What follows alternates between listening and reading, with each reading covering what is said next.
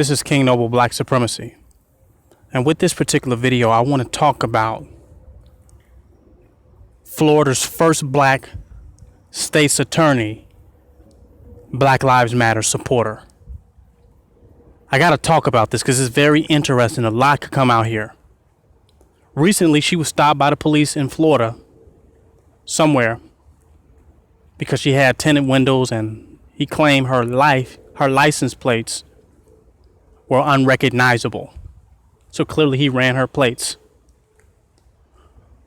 I thought, oh, this is just racial profiling when I first saw it. And I said, you know what? They made a mistake here. You didn't pull over the state's attorney. Wow.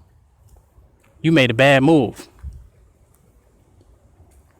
However, when I did more research to find out how controversial she was as a state's attorney, as far as being a Black Lives Matter supporter, a diehard Black Lives Matter supporter, wearing her Black Lives Matter pendant in court. Now think about that. Wearing her Black Lives Matter pendant, the judge asked her, you know what, take the pendant off. Stop wearing this pendant. It's conflicting with your role as state's attorney, that you're using the court for your own political agenda. She refused to do it. He tried to remove her from the cases. She fought. She filed a stay motion or something like that, saying it was beyond his powers to remove her from the case.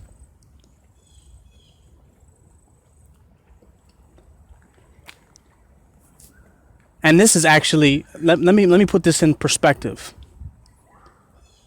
Because first, she had the Black Lives Matter pendant in court, and she removed herself from the courtroom, and she cooperated at that point. So let me get this straight.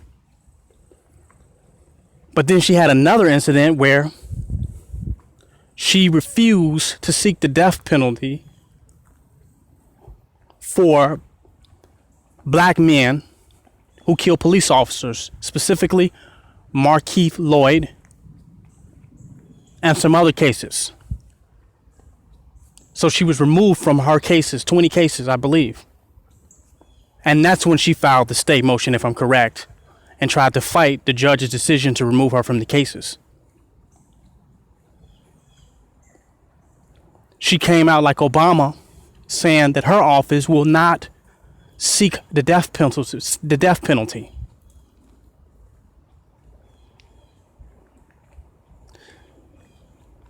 She sounded like Obama. Like she's very inspired by Obama and Obama's affiliation to Black Lives Matter. You can just see it. I just see some connection there. But once I saw that all this controversy was surrounding her, then I learned the difference between police targeting and racial profiling. We get them confused. They're not the same. Some people are racially profiled. They got a hoodie on. They look like somebody that the police are suspicious that they may commit a crime because they're black, in the wrong place at the wrong time, or the cop feels a certain way uncomfortably based on racial bias. That's racial profiling. But she was targeted because she was Black Lives Matter, which made her anti-Blue Lives Matter, refusing to seek the death penalty and the murder of police. The police have a problem with that, the white male cops. So she was not just pulled over by the police as racial profiling, but she's being targeted. Find out she even received death threats for her decision not to seek the death penalty. So when I found that out, I was like, whoa. Now, it shows me something else that I see that's going on with black people. We want to win in front of the white man's face. We want the white man to accept us, have a change of mind, and be confronted with our view and perspective on things, and we want the white man to change based on our view and perspective. And that's a lot of times what protesting is about: civil disobedience, and some of the inappropriate things we do within the system, on our jobs, whatever. We don't realize that our battle is not necessarily with the white man or with any white individual and their perspectives and their views and their ideology, whether racist or whatever. That our true battle is with our own destiny. Us changing our destiny and affecting our destiny through our activities, through our deliberate intentions and actions, will determine our future. Not the changed mind of a racist white male, but how we seize our future by the helm and take the steps and make the actions and use our position and our life and our energy to move us towards that winning and victorious position. We still want validation from our slave master. We're still throwing temper tantrums in the courtrooms, temper tantrums on our jobs. We still see the white man as an authority, as a parent, and of something worth going back and forth with. And we seek value and validation out of our confrontation with the white man, instead of using our position, our money, and our influence to direct the progress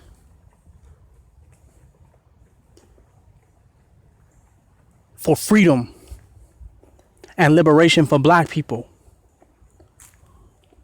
to the direction that it needs to go in. We won't use our positions, our money, our time, our energy. We in a greater position of power than we could ever gain by protesting in a lot of cases. She's a case of this. Colin Kaepernick is a case of this. That they needed to be more covert with their political views and positions and actually use their position of power and influence and money to positively affect the condition of black people. Now, she's a state's attorney, the first black state's attorney. Now, why anyone would become a state's attorney to be against the system itself is oxymoronic.